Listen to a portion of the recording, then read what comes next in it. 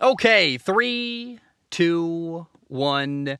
Oh my goodness. Good morning, good afternoon. Whatever it is for you, I hope you're having a fantastic day. My name is Zach Schaumler. This is Strong Opinion Sports, episode 494.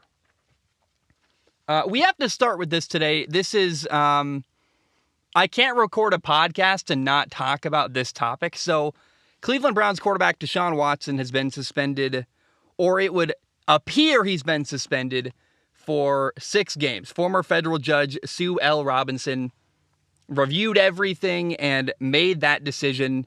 She stated that he violated the NFL's personal conduct policy. She ruled that he deserved a 6-game suspension, but there wasn't enough evidence for an indefinite suspension. And so, honestly, I'm still kind of just waiting to see what happens. There's like a 3-day period where the NFL can decide to go with the 6-game suspension or do something different, different from the recommendation they were given. So we're like, it's very early in this decision, but we're still like kind of waiting to see what happens. But it looks like Deshaun Watson was given a 6-game suspension. And I am surprised. It is fewer games than I expected. The NFLPA, Players Association, made an announcement yesterday, Sunday, saying that whatever the federal judge will decide, they will support. Which, to me, was like, oh, man, it must be really bad. They must be getting out in front of it. It must be like a 2-year suspension or something crazy. I think, actually, they knew it was going to be kind of a slap on the wrist, and we're afraid of getting backlash, and so they're getting out in front saying, we support it, whatever it is. Which, hey, their job is to sue. Their job is to support the players, I guess. I don't know. What do you say about this one, right? Deshaun Watson getting a 6-game suspension feels like too little. I'm also not a lawyer. I don't have all the evidence the same way they do. I know that he approached over 60 women about being his masseuse at some point, and it appears like from my outsider's perspective, it looks like Deshaun Watson tried to have sex with a bunch of massage therapists. And in comparison to other NFL suspensions in the past, it's like, wow, that's all he gets for that. I don't know. All I can really say to you today about this Deshaun Watson suspension is that it makes me uncomfortable. The whole thing makes me uncomfortable. I would not want any woman in my life working with him. I've got an older sister. I'm seeing someone. I've got lots of friends that are women. I would not want any woman I care about to be in a room alone with Deshaun Watson. That's all I can really say. I think we live in a world where money talks, and Deshaun Watson is a superstar quarterback, and unfortunately, and in a way, again, it makes me uncomfortable to say this, but it's awful and true, is that if you are someone that the league can make a lot of money off of, the rules are different for you. And so I don't know. People get really angry when you say that. People are very staunchly defending Deshaun Watson. I get it. They're accusations. There's nothing proven. I hear you on every account there.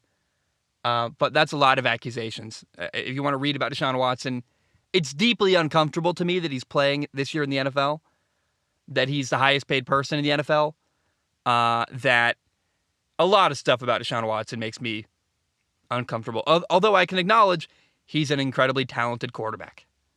And we live in a society where talent gets rewarded, and if you can make a lot of money for a league, they want you in it.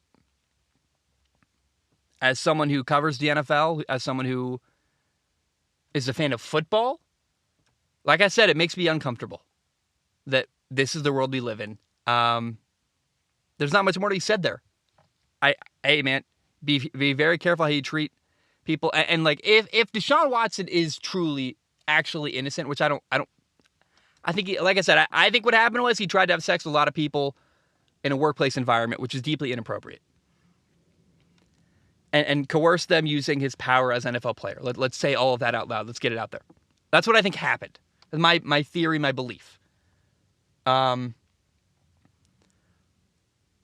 what I would say to everybody is, hey, young men with money, but really anybody, be very careful when you're in a room alone with someone.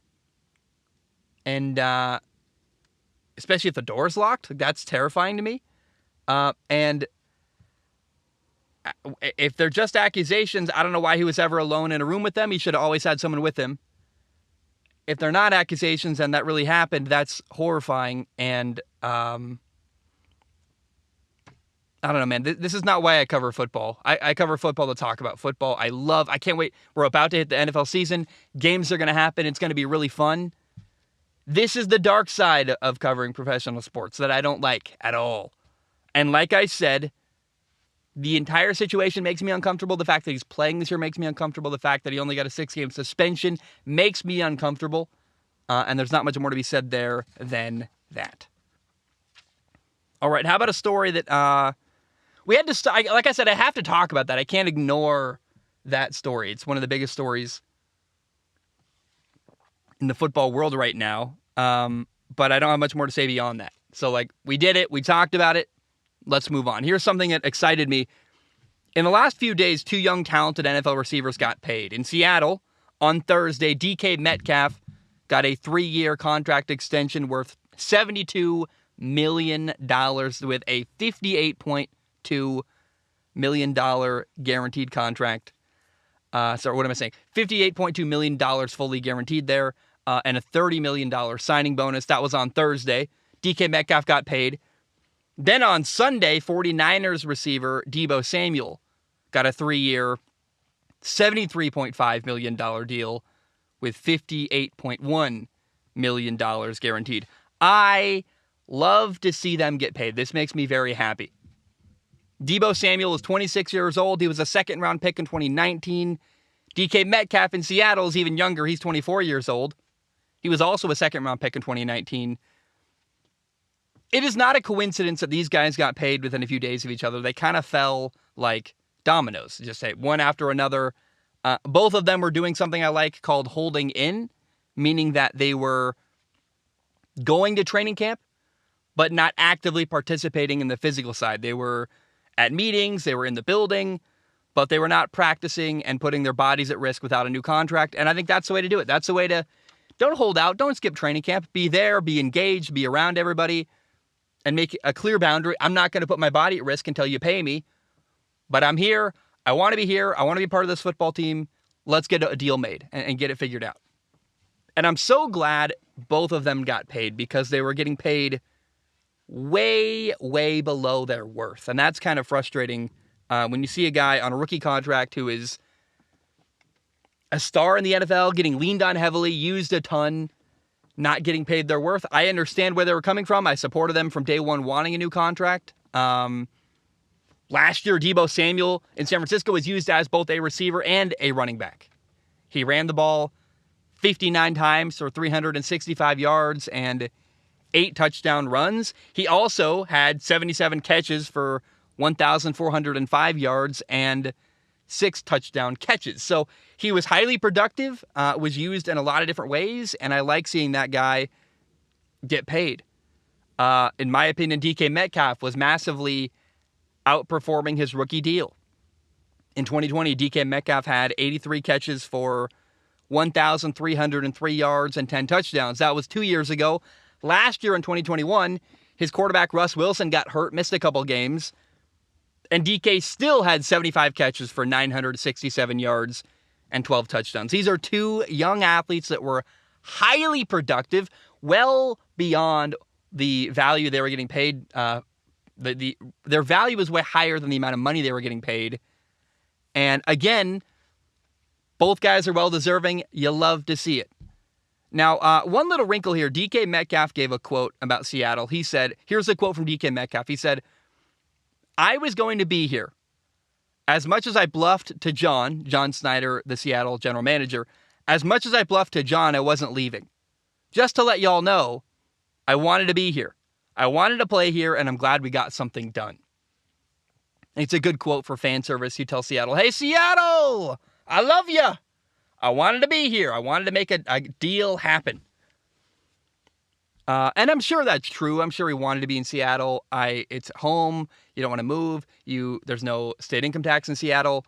I'm sure during contract negotiations to not be able to say, hey, I want to be here, by the way, was kind of rough. And so it's nice to be able to come out and say that. I worry, though, with that quote that the word choice of bluffing, the quote, bluffing is going to get blown out of proportion. They're going to say, oh, you shouldn't have admitted that. It's going to hurt you in future negotiations. I'm sure you're going to see DK Metcalf bluffed to Seattle. DK Metcalf finally can be honest. You're going to see headlines like that all over the sports world, blown out of proportion again, because I think the reality was he just felt like a lump in his throat, wanting to be able to tell everybody, hey, I like it here. I want to be here. And he felt like he couldn't because he was negotiating. And I don't know, man. I'm really glad that both DK Metcalf and Deebo Samuel got paid. Well-deserving, and both making good money, and I'm happy for them. Now, here's what fires me up today.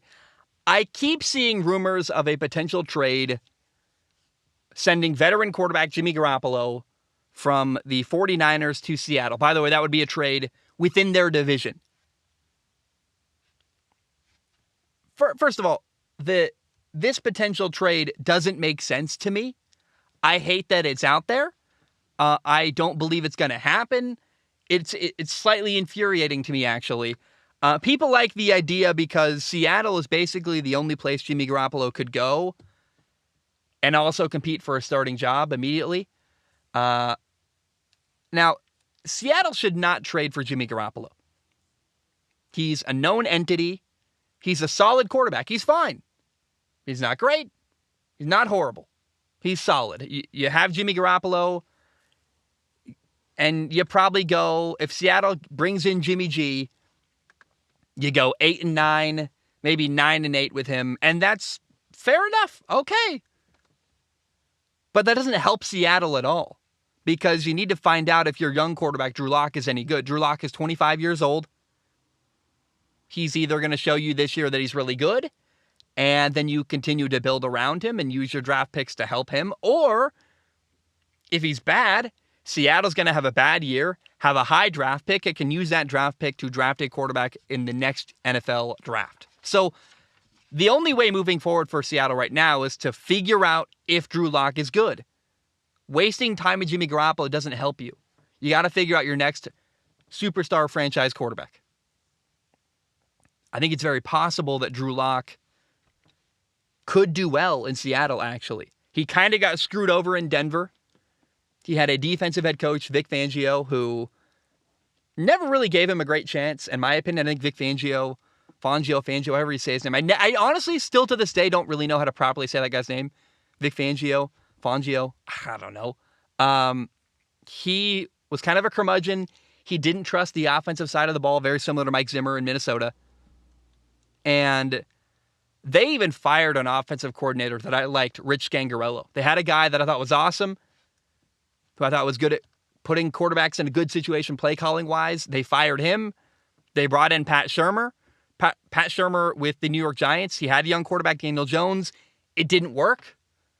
Didn't work with Daniel Jones. It didn't work with Drew Lock. And like I said, I think you can make a strong argument that Denver was not a good situation for Drew Lock. Now in Seattle, Drew Lock is throwing to Tyler Lockett, DK Metcalf at receiver. They've got a young stud tight end, Noah Fant. I think there is a chance that Drew Lock will do very well in Seattle. I'm not proclaiming that he will. That's not a prediction, but I'm saying there's a pathway here for Drew Lock to be good. One of the alternate realities, one of them is Drew Lock being a good quarterback and playing well. And I'm open to that possibility. I think that would be very exciting. Now, so like I said, that's the way forward for Seattle right now is to figure out how good is Drew Lock. Wasting time with Jimmy Garoppolo doesn't help you better your franchise right now. Now, the Jimmy Garoppolo rumor started when a report came out that the Seattle Seahawks were having discussions about trading for Jimmy Garoppolo. And this really irritated me. I'm a pretty patient person. I don't get irritated very often.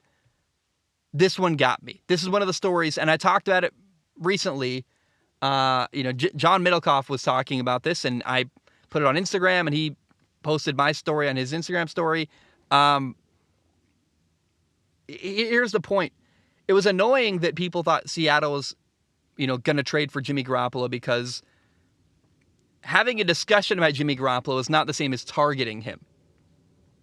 It's your job as an NFL scouting department. Anytime a player becomes available, every team has a conversation about potentially trading for them. That's their job. You have to consider everything. And the fact that people, like I said, thought that having a conversation about Jimmy Garoppolo is the same as targeting Jimmy Garoppolo was really frustrating. Again, that's the job.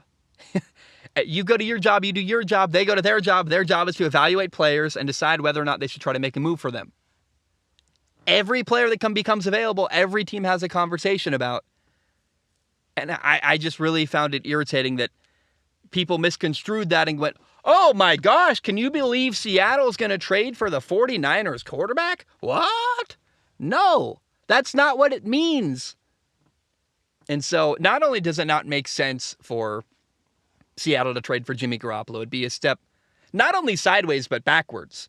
Because like I said, your best case scenario is you either find out, hey, Drew Lock isn't very good, we suck, let's draft a quarterback in the first round next year, or, hey, Drew Lock can play, let's build around him.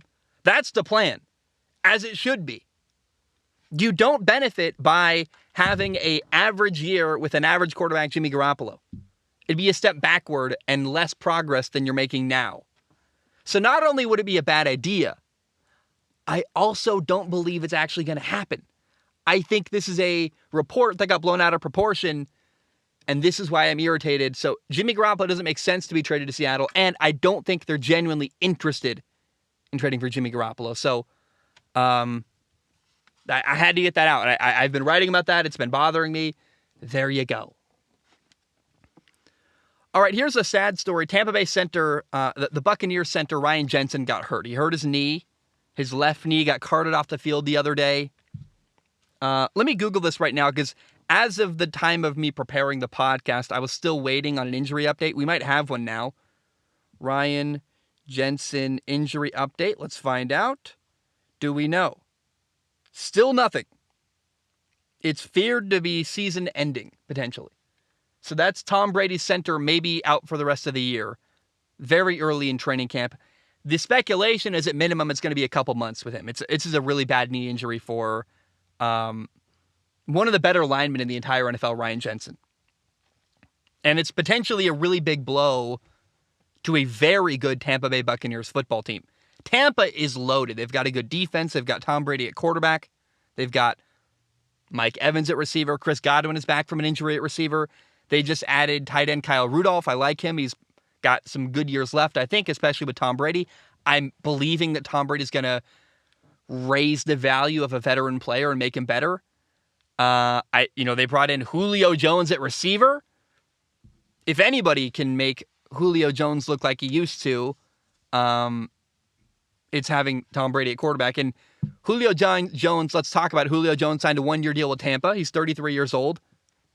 He turned 33 in February, by the way, so he's a younger 33.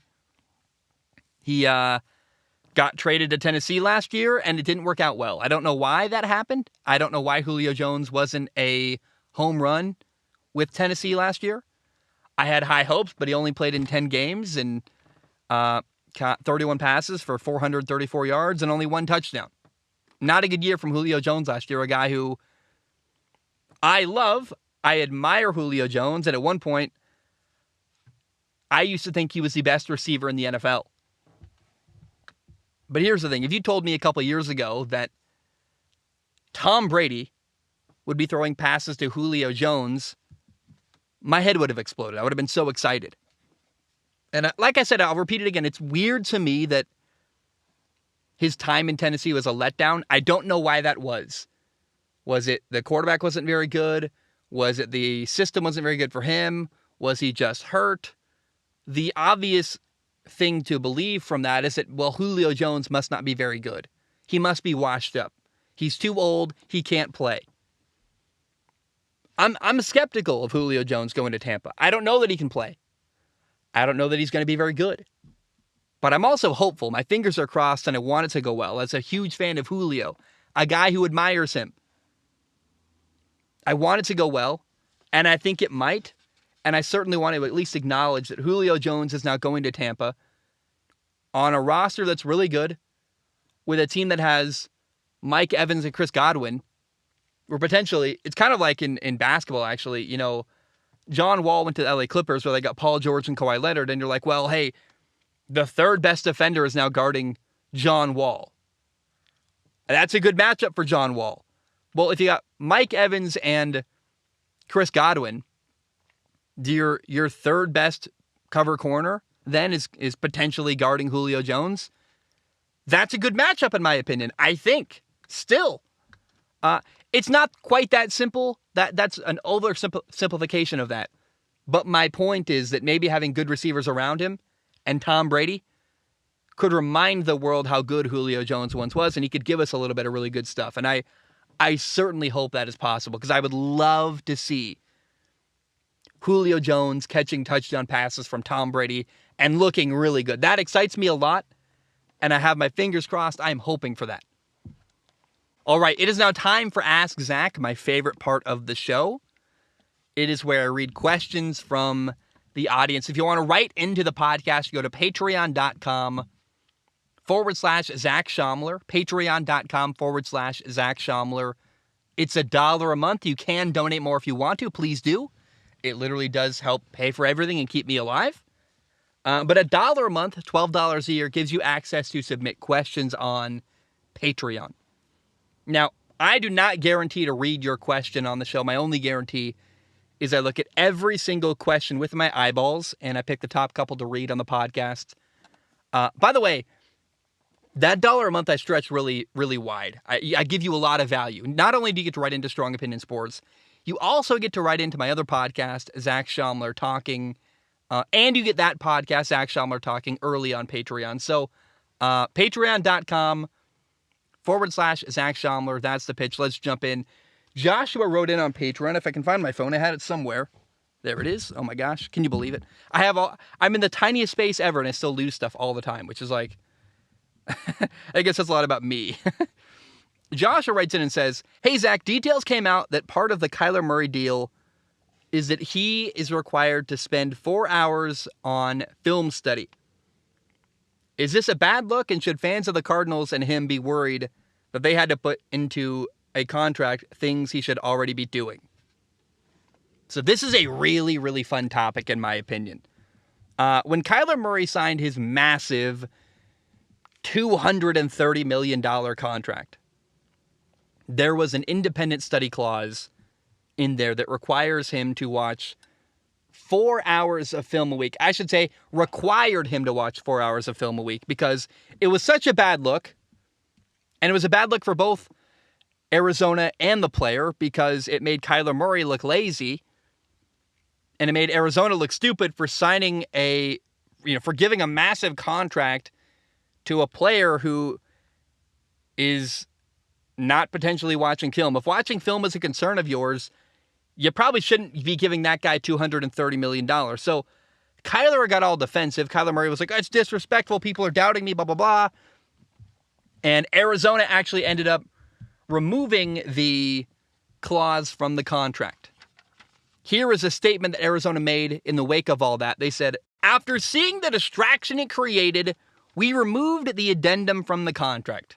It was clearly perceived in ways we never intended, and our confidence in Kyler Murray is as high as it's ever been, and nothing demonstrates our belief in his ability to lead this team more than the commitment reflected in the contract. They're like, yo, we paid him $230 million. That should speak for itself, and how dare you create a distraction and be questioning why we put in there. I have no idea. Look, I don't know why there at one point was a clause that required Kyler Murray to watch 4 hours of film a week by himself.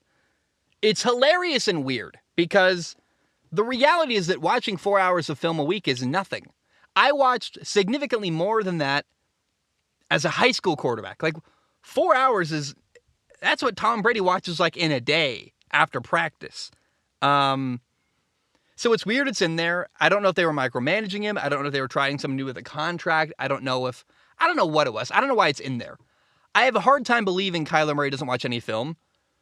Although it's possible, I guess, if Kyler Murray really isn't watching 4 hours of film a week, that's terrifying. Now, what it could be happening is that he goes to, watch film with Cliff Kingsbury, the coach, and he's watching film in meetings all the time. So he's doing it all the time and maybe going home and not watching stuff by himself. I don't really know. But certainly this was a very weird story. One, I haven't ever seen anything like that. I heard the stories of Jamarcus Russell not watching film are legendary. Look them up sometime if you want to. But I've got a hard time believing Kyler Murray doesn't watch any film. And if he's not, that's insane, and the Cardinals are insane for having to pay him, but it's just kind of weird. The whole thing was a bad look. I just don't know why they put that in the contract. I'll never really understand, and maybe someday we'll get more on that story, like maybe in 10 years from now, they'll be like, remember that time? But I think, honestly, it's going to be forgotten 10 years from now. We're never going to find out why they did that. But it's always bad when you give a player that much money and then include a detail that makes him look bad publicly. It's no one won there. It's very weird, and I'm just shocked. I think it's just bizarre that any of that happened. All right, Brody wrote in on Patreon. Brody said, "Hey, Zach, I hope all is well, my friend. Was wondering if you would mind sharing about some players you were super high on and low on coming into the NFL drafts that completely proved you wrong in a good or bad way, and why you thought that way about them. Thanks, and have a great day." I don't know. Players I was high on. I thought Gardner Minshew could play, and he showed that, I thought, early on in his career. And there was a period where Gardner Minshew was the only quarterback to win a game in Jacksonville. I thought that said a lot about him. Despite the mess around him, he did pretty well. But I don't really want to talk about players I've been right about. I'm more interested in the times I was wrong. And the most famous moment I've ever been wrong in my show history, the most wrong I've ever been on Strong Opinion Sports, was when I talked about Justin Herbert coming out of Oregon and going into the NFL. And it's not just Justin Herbert. It's also, I think, Josh Allen a little bit. Josh Allen and Justin Herbert were both insanely physically gifted, like really talented, big, fast, tall, strong, impressive quarterbacks, just from a physical standpoint. But they needed polish. And in the same vein, I was also wrong about DK Metcalf. DK Metcalf has a similar story. He's a great athlete who I thought was unpolished coming out of college, coming out of Ole Miss. And the thing I learned in all of those scenarios, in the NFL, you simply have better coaching. And a player who's really gifted, who works really hard, that gets good coaching is going to turn out well. Every time. And I think the coaching at Oregon wasn't very helpful to him. And I think having college classes was a bit of a distraction to Justin Herbert because he's a great student, had a 4.0. And I think a guy like that, without school, is probably better off because he can solely focus on football. Justin Herbert was that way. But there was tons of evidence that Justin Herbert was really well-driven, worked really hard. There was lots of evidence that Josh Allen worked really hard. Remember, he only had one offer to play Division I football, was Wyoming. He had to go play junior college, then reach out to a bunch of colleges. No one wanted him except for Wyoming. He went to Wyoming and worked his ass off and became the quarterback he is today. Look at DK Metcalf's body. Like, clearly that dude works hard.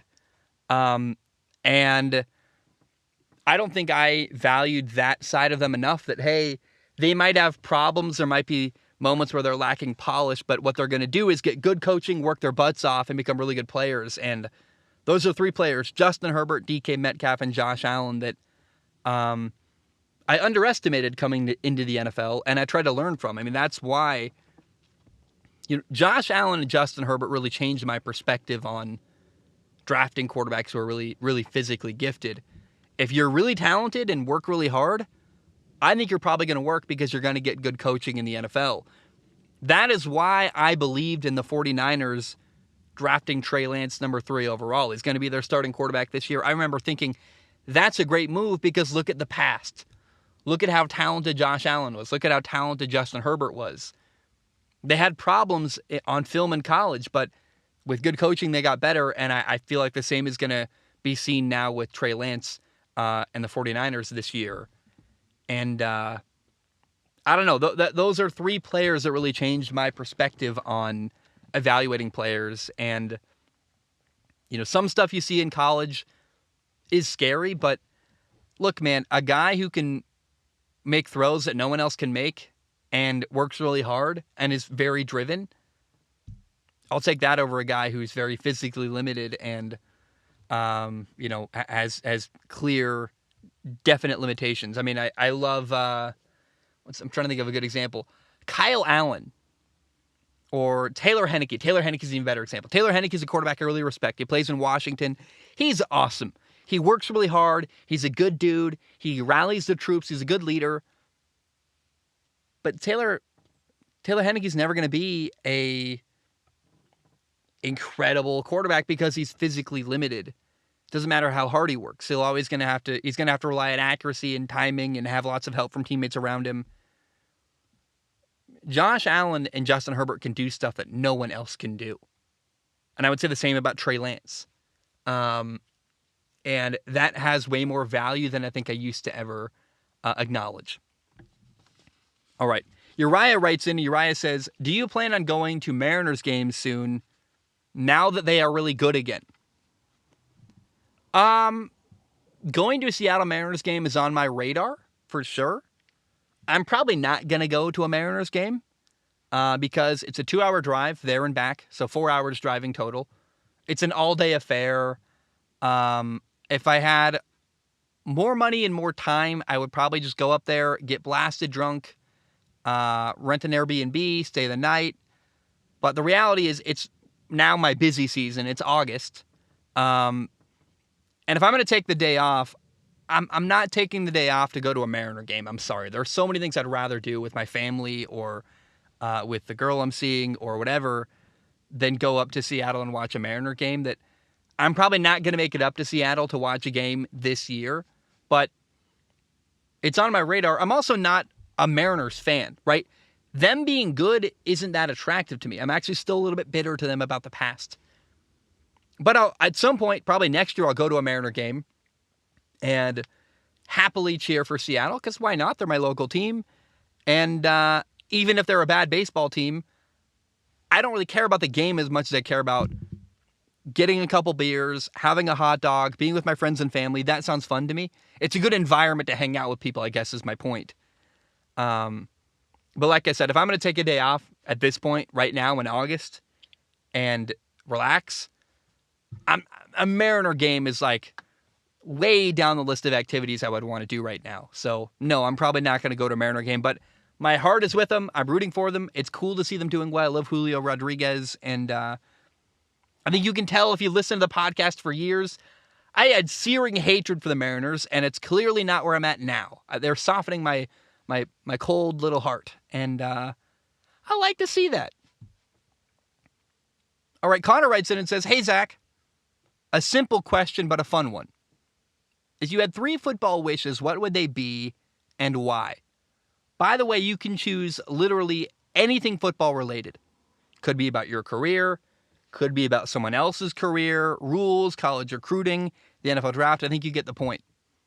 Anyways, loving the show as always. Keep up the good work. Connor, I love this question. Can I actually start by saying this? I would really, maybe this is a good prompt for a Patreon show, is me asking you guys what your football wishes are, because that would be really fun. Like, I want to hear your guys' hypotheticals, your guys' dreams, the stuff you guys wish had happened or wish could happen. in the football world. Anything, any kind of wish you can think of would be really fun to talk about on the podcast. So I think at some point I want to turn this around actually on the audience and hear what you guys have to say about this topic. I actually have 6 dreams I'm going to talk about, or wishes maybe is a better way to put it, like you said. The first 3 are about other people. The last 3 are about myself. So, and the ones about myself are a little more personal and I'm hesitant to share, but I will. But let's talk about the big ones first. Wish number 1. I would have loved to see Carson Palmer or Phillip Rivers win a Super Bowl. Like, especially Carson Palmer, man, I really admire and really like and thought was way better than people realized. And I still to this day wish I could have seen Carson Palmer win a Super Bowl. He had a shot, he got close, but that makes me sad. So that's wish number 1. One of those 2 guys I wish it had. We would view Carson Palmer so differently if he'd won a Super Bowl in his career. I really believe that. I thought he was hamstrung by a bad organization in Cincinnati. It's a different Cincinnati now, apparently. But man, I so badly would love to see one of those 2 legendary quarterbacks, Phillip Rivers or Carson Palmer, win a Super Bowl, because I thought they had careers worthy of that, even if they never reached it themselves. Now, Gardner Minshew is a person I want to share a wish about.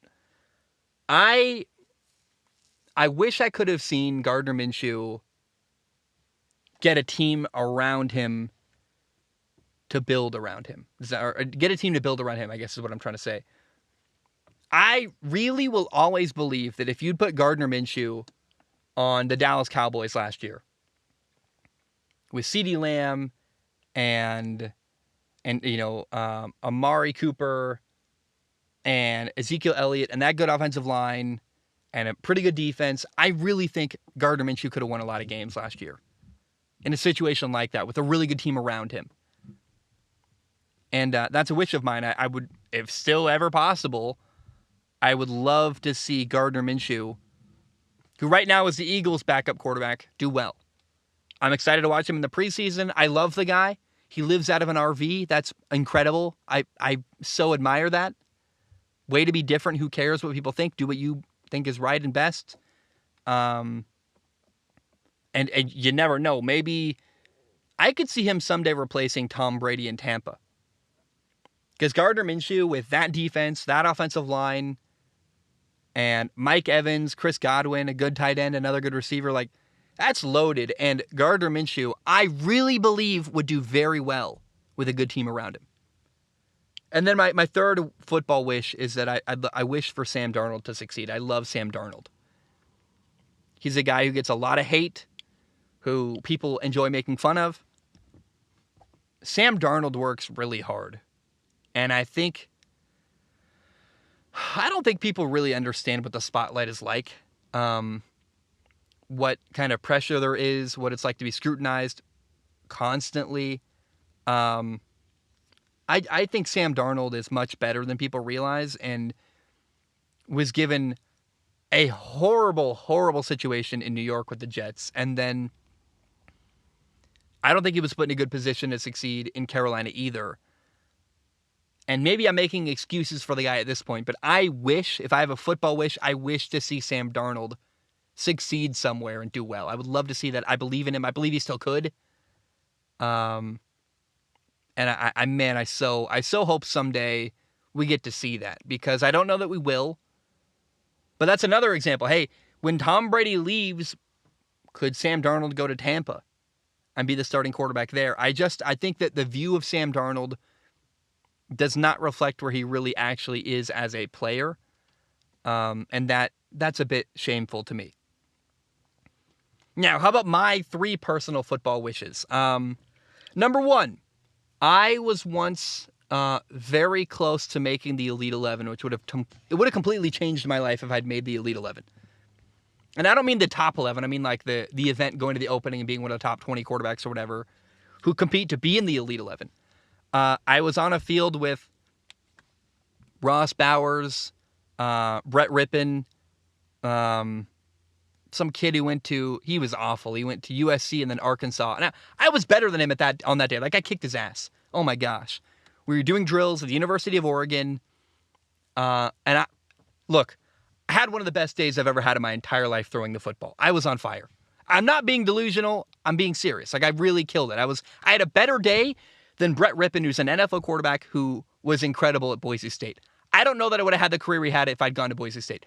But I know on that day, in particular, I was better than him. I killed it. Best day I've ever had in my life at a camp. And they gave Ross Bowers an invitation to the Elite 11 that day. And there was one spot remaining. Brett Rippon did not get invited. And Trent Dilfer and I we were buddy-buddy all day. Trent Dilfer, the guy who makes that decision, in my pocket all day, knew my name, shaking my hand, high-fiving me, and like calling me out more than any other quarterback on the field that day. Like he was interested in me, and it was going well. And during 7-on-7, there was one play where in high school, I was in the shotgun all the time, never under center. So I'm not used to being under center at all. We ran a play with a 7-step drop from under center, which never done that in my entire life as a quarterback, other than this one drill, this one moment. He wanted me to throw the comeback, and I threw the flat route. Flat route was kind of open, but so was the comeback. And Trent Dilfer told me, "Hey, Zach, I'm sorry, but we need someone who's going to throw the comeback there to be in the Elite 11. We can't have a guy who's going to take the flat route and the check down." And I took that, and I said, "Yes, sir," and I didn't say anything back. I said, "Yes, sir," and I moved on. I took his rejection as an answer, and if I could go back to that moment, best day of my life throwing the football, I'm on his radar right in front of him, I'm killing it. And he may or may not remember this moment, but I remember this vividly. Like, I really thought I've got a chance at the Elite 11 here if I keep killing it. And I really believe I was the best quarterback in the field that day. Most accurate, most aggressive, best throwing on the run, like just having a great day. And when Trent Dilfer told me, "We want someone who can throw that comeback," I said, "Yes, sir," and that felt like rejection. And what I should have said was, "Yes, sir, can I do it again? Can I show you?" Maybe he would have said no. But I will always regret not asking. I will always regret not asking for a redo. Saying, "Hey, I can make that." Because I could have made that throw. I just was uncomfortable. I'd never taken that kind of drop before. Never ran that play before. With a redo, I would have made that throw and killed it. And I didn't. And I will always regret not asking Trent Dilfer for a second chance. Saying, "Hey, you're wrong. Let me prove you wrong. Let me do it." He could have said no, but at least I would have said, "Hey, at least I tried." And I can't even tell myself I tried to fight hard enough for my dream. And that's sad to me. I also have if I could go back, football wishes of mine. I wish I'd walked on to a bigger school. I went somewhere that I thought I could play immediately, a D3 school. I hated D3. It was more about school than about football, and I wanted to be a football player, not a student. I should have gone to a bigger school and walked on. And then my biggest wish, if I could go back, and my advice for any young quarterbacks is go to college camps, man. Go throw in front of college coaches. University of Oregon, Oregon State, Washington State. They all have a college camp where individual camps, you show up, you throw in front of their coaches, you work out with them. And if you're good, you're going to get their attention. And I didn't know that at the time. I was poor, didn't want to drive there, didn't know what I was doing. If I could go back, I would go to college camps, individual camps, and throw in front of college coaches. And I didn't realize that. And I thought, I'm going to have great film. It'll be enough. And I regret, those are my regrets, frankly, as a quarterback in my past. And if I could go back and have 3 wishes, I would undo all of those decisions and do different things in those moments.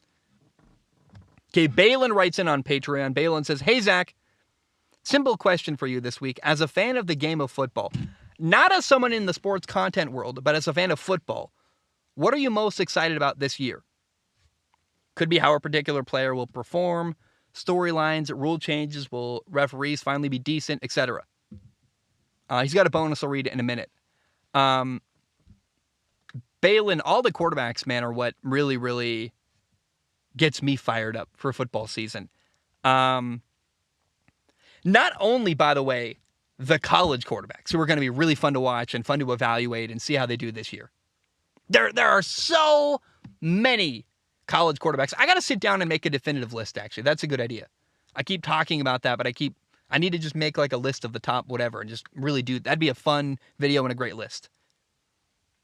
But Matt Ryan in Indy gets me fired up. How is Matt Ryan going to do? Is he washed up? I don't think so. I think he had some bad stuff around him in Atlanta. I think he is a pro's pro that I really respect, and I'm excited to watch how he does with the Colts. Zach Wilson with the Jets. Zach Wilson is immensely talented. We know some of his habits off the field, if you know what I'm saying. That was a pretty fun story. But I like Zach Wilson. Zach Wilson's incredibly talented, and I believe in him. And I think he's going to have a good team around him in New York. I don't know they're going to win a lot of games, but they're going to be competitive and fun. I believe that. Mac Jones in New England is poised to be better than ever, and I think going to have a great year and really impress a lot of people. Trevor Lawrence in Jacksonville finally has a good coach, Doug Peterson, putting him in a good position to succeed. We get to figure out how good Trey Lance is in San Francisco. I'm a big believer in Trey Lance. I look at Justin Herbert. I look at Josh Allen. I think Trey Lance is along the same vein as them. Insanely physically talented and going to do incredible stuff when he gets his opportunity. How good is Justin Fields in Chicago? I don't know about that one. I worry about him. I worry he's not getting a lot of help in Chicago. I worry that he's not being supported enough, but he certainly is talented, and I'm hopeful for him. Can Tua prove himself? Tua Tagovailoa in Miami. Throwing to Tyreek Hill and Jalen Waddle and a better offense with Mike McDaniels, a fun coach who's got good play design.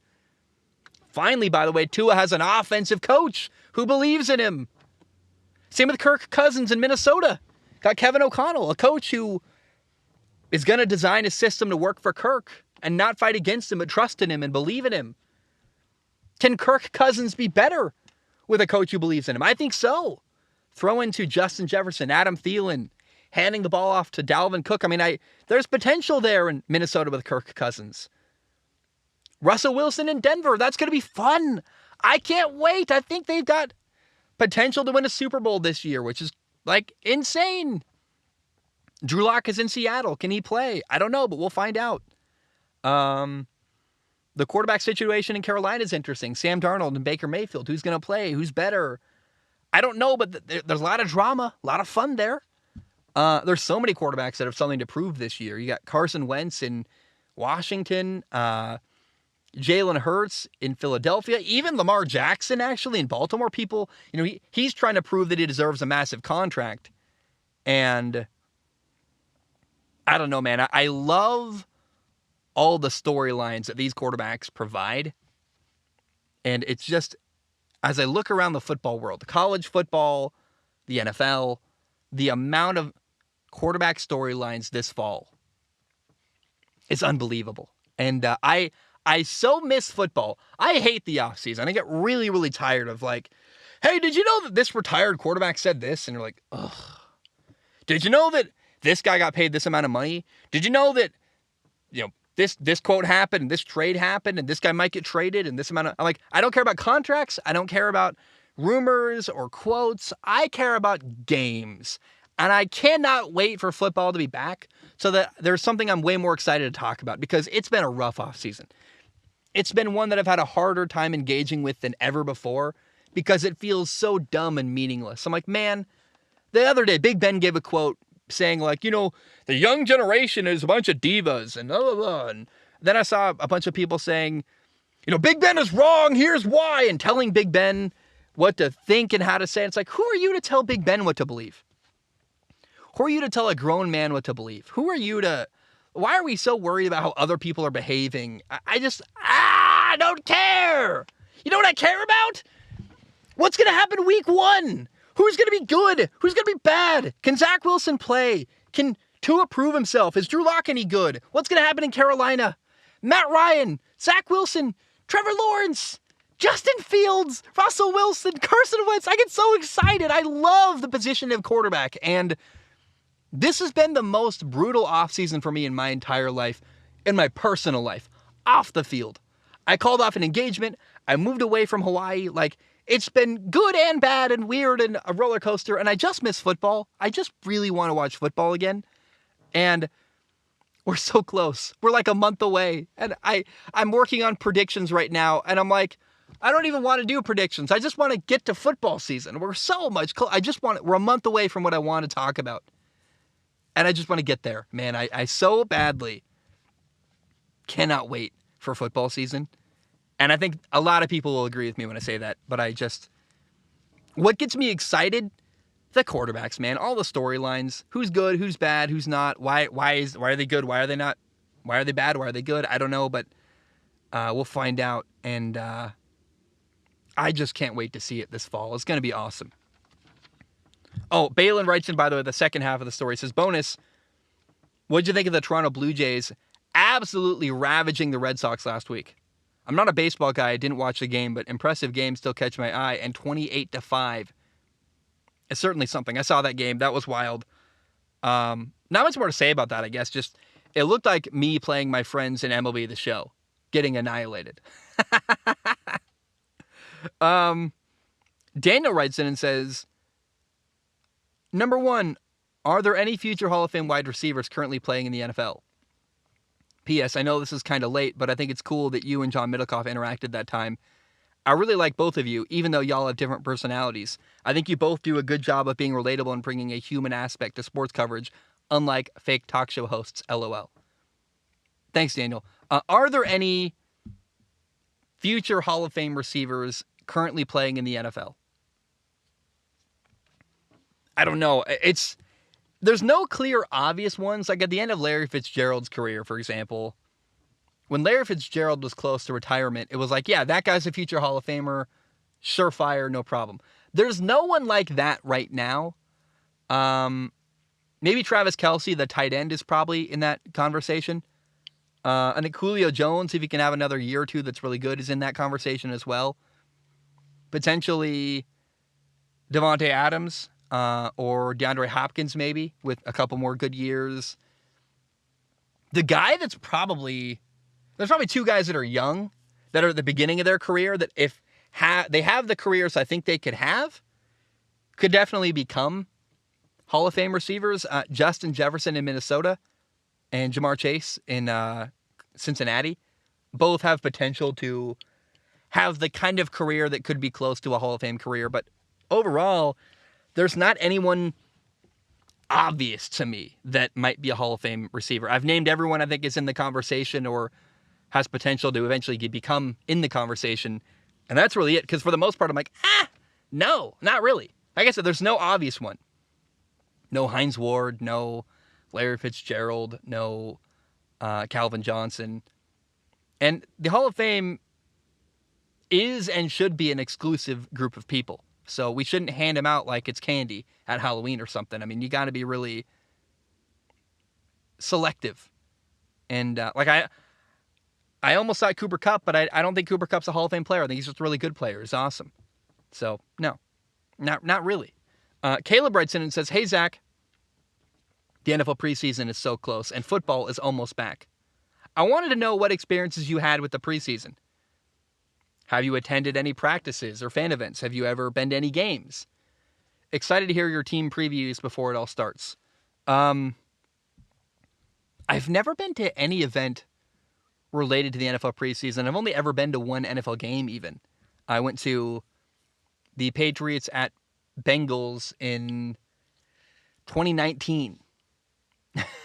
A long time ago now. It's been a couple years, like 3 years now. It was Tom Brady's final year in New England. I went and saw him play in Cincinnati, a city I love. So I've never been to a preseason game, never been to training camp. I should probably look into driving up to Seattle for training camp for a practice. That would be fun. That would be pretty cool, actually. And maybe that's the way to sneak in a Mariners game, is you go to training camp and a Mariners game and then come back and whatever. That's possible. I might do that. So, yeah, we'll see. If I can figure out how to... My canopy, by the way, I ordered a canopy for my truck to put a bed back there. And, my whole plan has been to live in my truck and drive around the country. Well, my canopy was supposed to get here on July 5th. It's August 1st. It's been a while. It's very late. I have no hope in sight for when it's going to show up. And I wouldn't mind like camping out in Seattle for a day and going to training camp or something, like living like a bum, like a dirtbag guy. That sounds fun to me. Like do a urban camping trip in Seattle and go into training camp. Like I love that thought. But look behind me. Oh, there's no canopy still. And I'm irritated about it. I can't tell you how much it's been frustrating to me that I ordered a canopy to live out of because that's my crazy idea. And it's been 2 months since I ordered it and I still don't have it. And again, I've called and they're like, has it even shipped yet? They're like, no. And I'm like, great. I love supply chain issues. Oh my gosh, I'm so happy. Good thing we have no fiberglass in our country. Ha ha. Great. So yeah, I don't know, man. Potentially, I could see myself driving up to Seattle for training camp. That would be really, really fun. Okay, Joshua asks what I think is a really interesting question. Joshua says, "Hi, Zach. I was wondering who your favorite backup quarterbacks in the league are, but I wanted to break it down a little further. Who do you think are the best mentor quarterbacks, and who are the most talented / close to starting material quarterbacks?" So these are different things. Who's a mentor?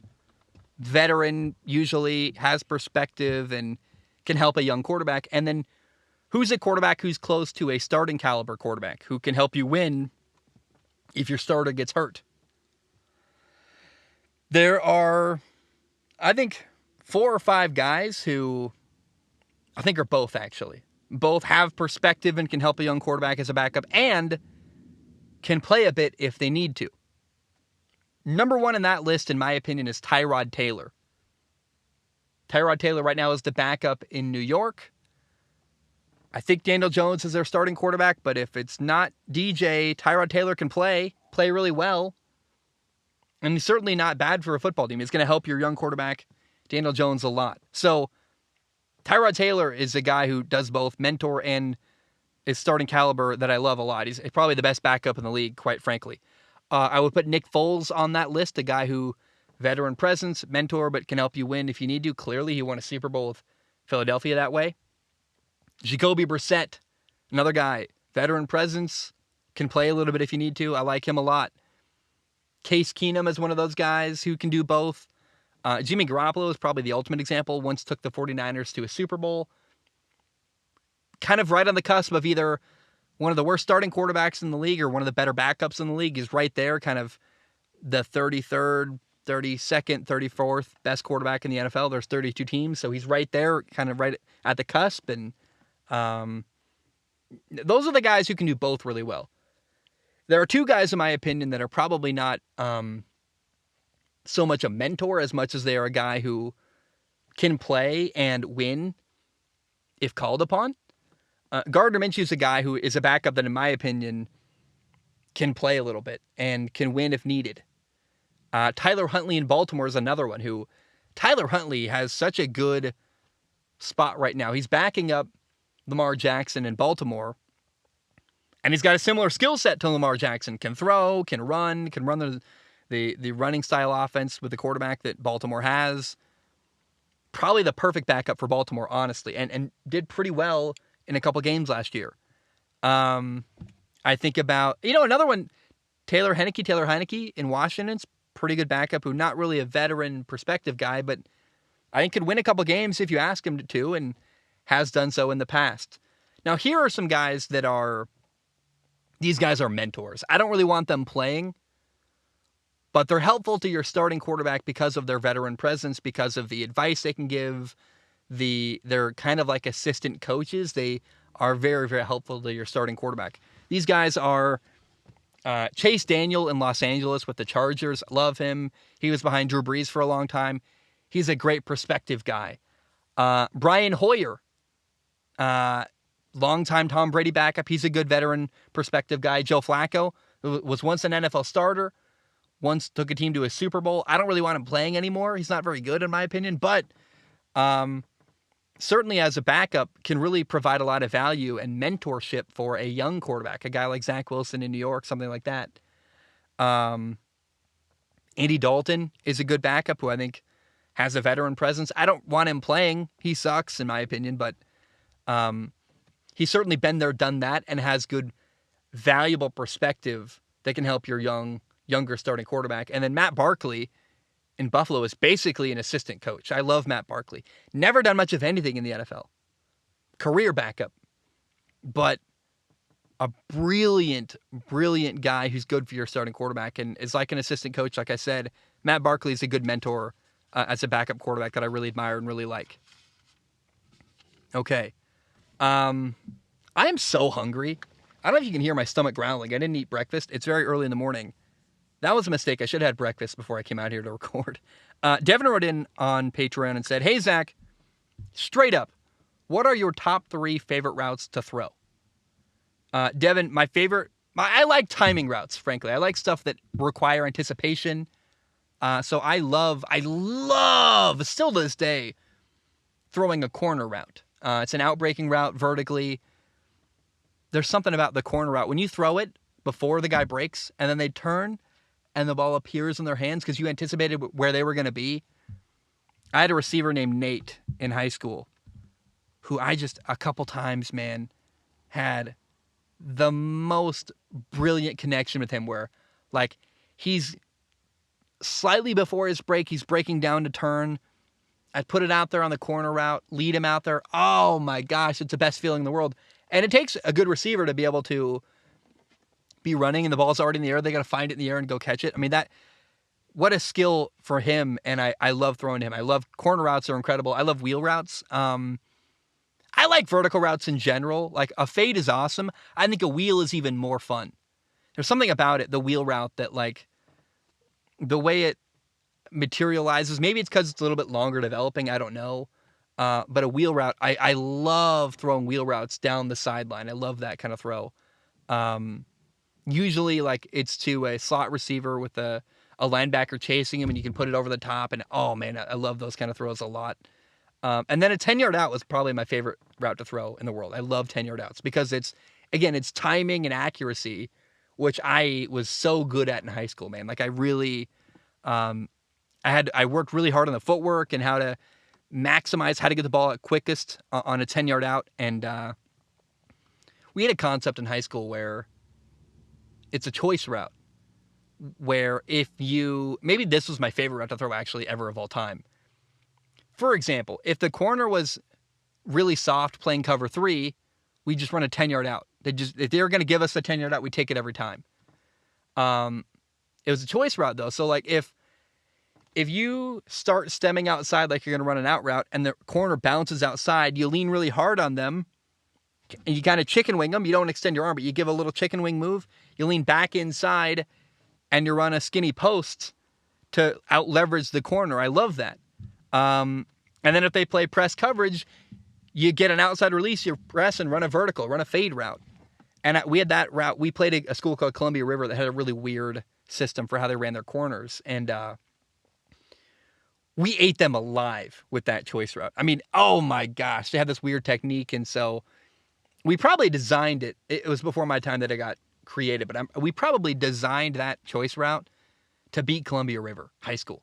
And oh my gosh, there'd be so many times where they would take too big of a jump outside, you'd lean skinny, throw the skinny posts, or they're too soft, you throw the 10-yard out, they'd press, you throw the vertical. Like, that's my favorite route to throw of all time, is the choice route.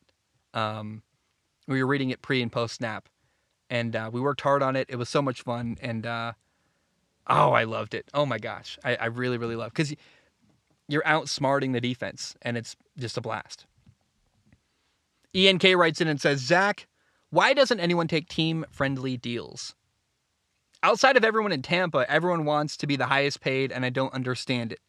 As someone who has been poor their whole life, I don't know what the difference between $40 million and $20 million is. Do these players really not prioritize winning? ENK, I'm with you. I've been poor my whole life, and 20 million sounds good to me. I'm not complaining between 40 or 20, right? And I don't know why your quality of life is basically the same at that point. It's hard to criticize guys for wanting to be paid, though, because I would certainly make as much money as I possibly could. I get it. I remember when the LIV happened, I supported them because it's like they're getting offered life-changing money. Why wouldn't you take the money? Like, I just can't think of anyone who wouldn't take $250 million to go play in the LIV instead of the PGA. So that's a parallel, but I can't. I find myself having a hard time criticizing guys who want to be paid lots of money. But there is a certain point where winning would be a factor in your quality of life, to me. And I would want to make $20 million and win more than I'd want to make $40 million and lose. So, yep, I hear you, and it matters to me.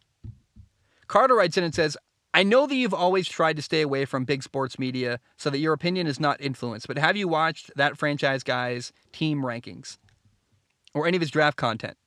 I know y'all are friends, and personally, I think his draft content is possibly the best available, and his team ranking is a great tool for getting to know just about everything worth knowing about a team. I want to use this opportunity to just give a shout out to Marcus Whitman, that franchise guy. He works really hard. He's got an awesome wife, and I respect him so much. As a man, as a creator, as a person, we're good friends. He texted me the other day. I think people like Marcus Whitman deserve more credit, in my opinion. Have I watched a lot of his content? A little bit. I don't watch it now because, like I said, I don't think he watches my stuff either because we don't want to be influenced by each other. I like when my thoughts are mine and I know they're mine, and I'm can be 100% sure that I didn't accidentally get that from somewhere else. So I don't watch any other sports content. I listen to a video game podcast when I listen to a podcast because I don't want to be in the sports world. For my own sanity, I stay away from it all.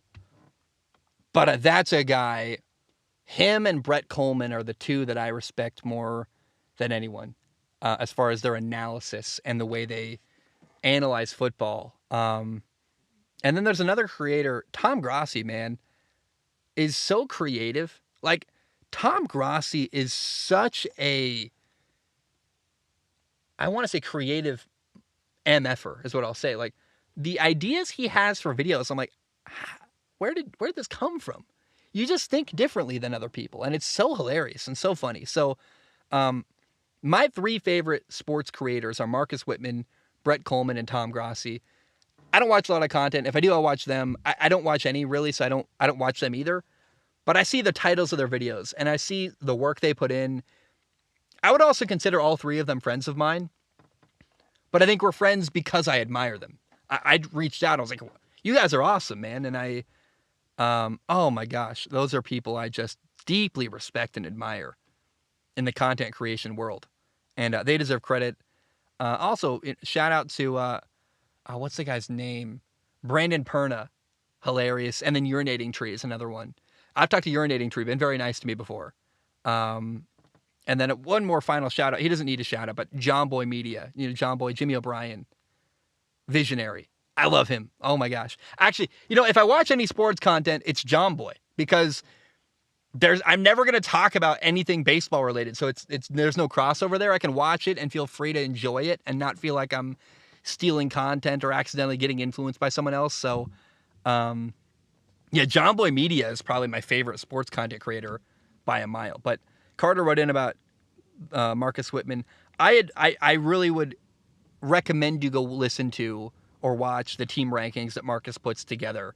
That franchise guy, incredible content, really high quality, and deserves a lot more respect. I love him so much.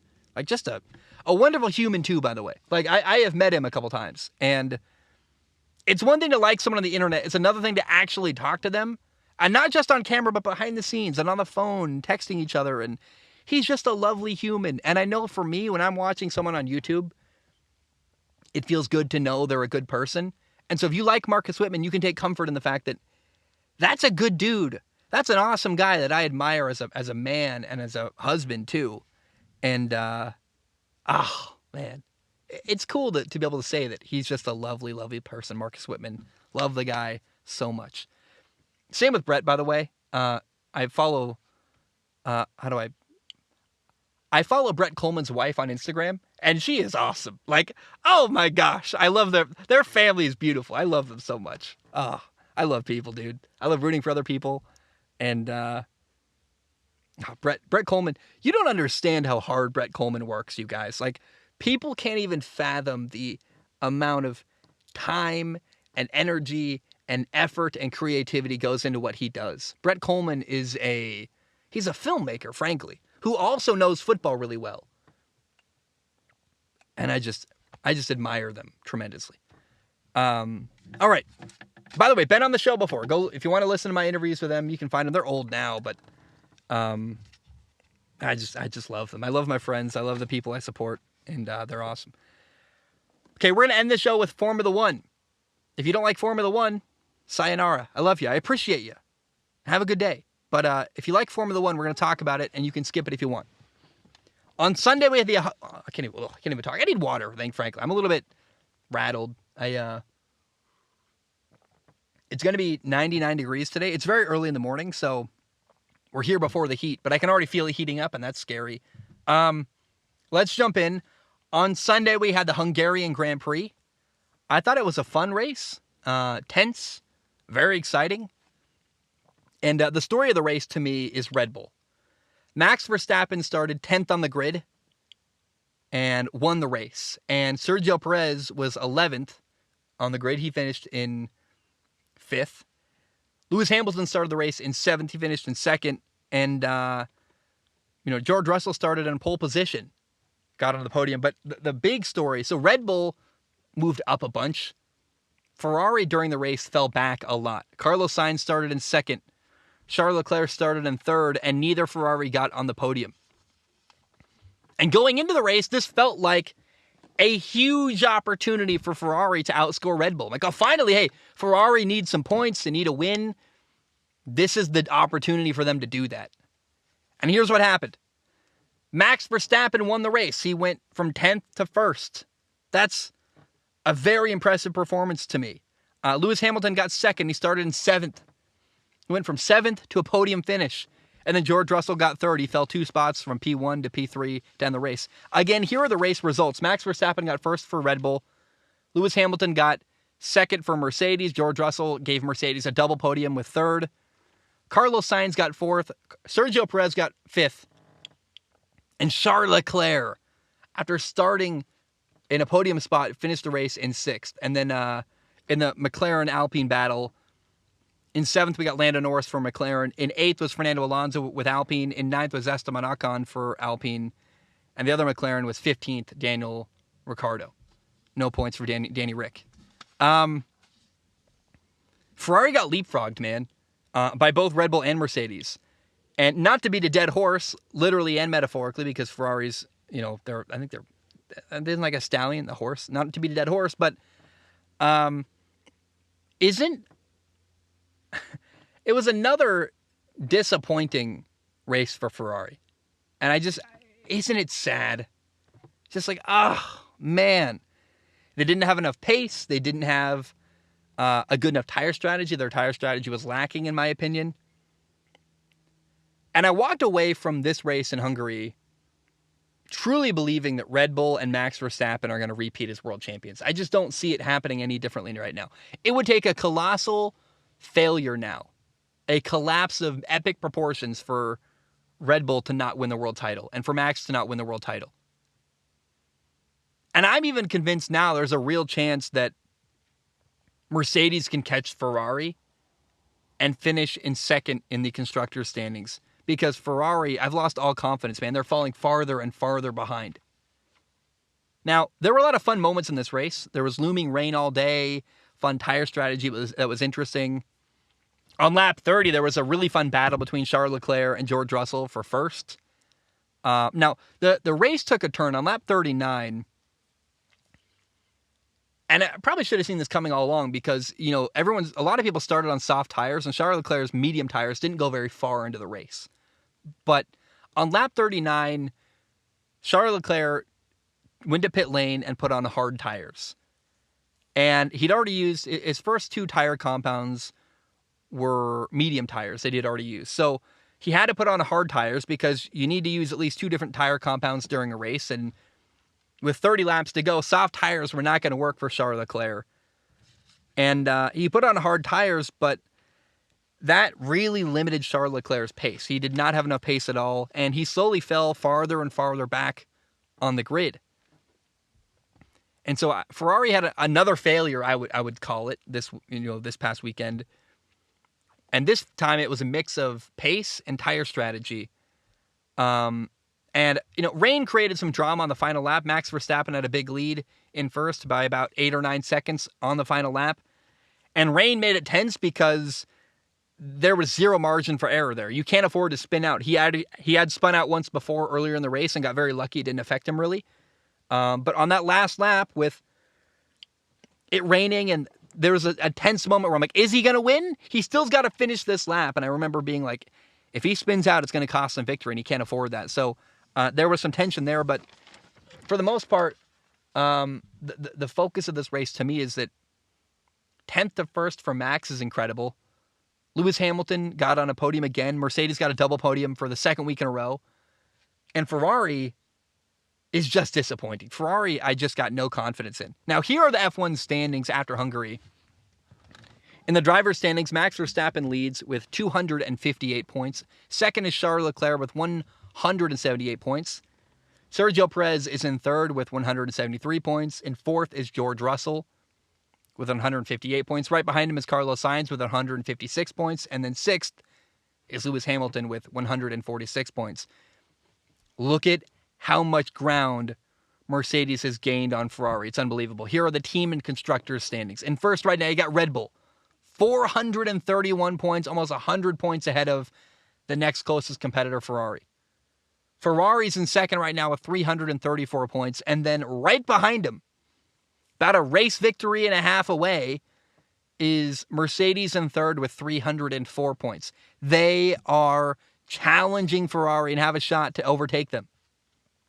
And then fourth right now in Formula One is Alpine with 99 points, and fifth is McLaren with 95 points. Alpine is now ahead of and continuing to hold the lead over McLaren. The two most competitive battles right now in Formula One are Ferrari against Mercedes for second, and then Alpine against McLaren for fourth. It's fun. It's interesting. I'm excited for that. It cannot be. The next race in Formula One it's going to be a while. I forgot. We're heading into summer break. So the next race is not until August 28th. We got a while. That's going to be the Belgian Grand Prix. And so we got a long break now. A lot of football content coming up ahead because the rest of this month is going to be basically no Formula One. The next race is the Belgian Grand Prix on August 28th, Sunday. And we will see, with not many races left, the year is dwindling. Can Red Bull hang on to the lead? Can Mercedes pass Ferrari? And who will be fourth, McLaren or Alpine? Now, let's talk about Alpine real quick. Alpine star driver Fernando Alonso is leaving Alpine to drive for Aston Martin next year. A seat for Aston Martin became available when their driver, Sebastian Vettel, announced he is retiring after this year. And it's surprising to me that Fernando Alonso is leaving Alpine. He led their team's resurgence. Alpine, remember they changed their name from Renault to Alpine? And they've been building. Currently they're in fourth in Formula One. A big improvement for them. They're beating McLaren. Alpine has made a big resurgence. And for Fernando Alonso, going to Aston Martin feels like a step backward. I don't know why. It must be a lot of money, and they must make him feel wanted, apparently, and they're going to give him power and control, I guess. But certainly he's going to a worse car. Now, Alpine will likely replace Fernando Alonso with their reserve and development driver, Oscar Piastri. Piastri? I'm going to say Piastri. He, just last year, won the Formula 2 world title. He's a good, exciting driver that people are expecting to race in Formula 1 regardless next year, whether Fernando Alonso left or not. People thought Oscar Piastri was going to go to either Williams or maybe McLaren if Daniel Ricciardo got booted. So now they're going to have a good, young, exciting driver in Alpine. Good for them. But it's a shame. Like, there was a moment where Max Verstappen had to pass Fernando Alonso in Hungary, and I was like, of all the people you could be in a position to have to pass, Fernando Alonso might be the person I would want to have to pass the least in Formula One, frankly. Fernando Alonso or Lewis Hamilton, both, I wouldn't want to pass either of them, or be tasked with the need to pass them, because that sounds horrible. They're just so good at parking the car right in the middle of the track and just not allowing you to get around them, and really good at defensive driving. I'm a huge fan of Fernando Alonso. I'm disappointed he's going to a team that's probably not going to be as competitive next year. But he seems like he's happy with the move. Good for him, and I wish him nothing but the best. All right, guys, that's all I have. Thank you for tuning in. I love you. I appreciate you. I will talk to you soon. And thanks for listening to Strong Opinion Sports. Have a great day. Bam, we are done.